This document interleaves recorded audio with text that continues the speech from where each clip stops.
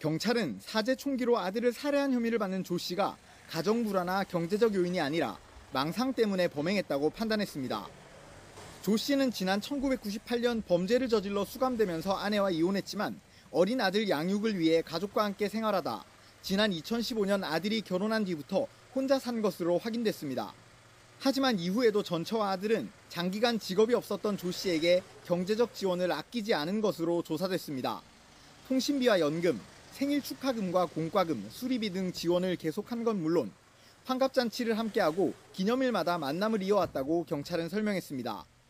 그런데 조 씨는 이혼 후에도 가족과 함께 사는 과정에서 여전히 화목한 가정생활을 하고 있다고 착각한 것으로 보인다고 경찰은 분석했습니다.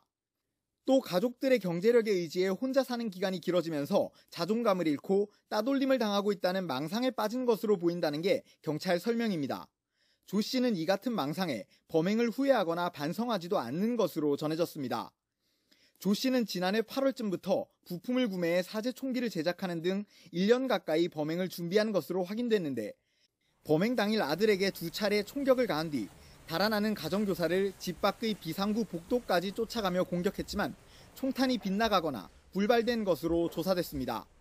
이후 조 씨가 집으로 돌아와 숨어있는 며느리에게 소리를 치며 위협하다 경찰에 신고하는 소리가 들리자 도주한 것으로 확인됐습니다. 이 과정에서 경찰이 조 씨의 도주 사실을 눈치채지 못한 채 신고 70분이 지나서야 진입하는 등 초동 대처가 부실했다는 논란이 일었습니다.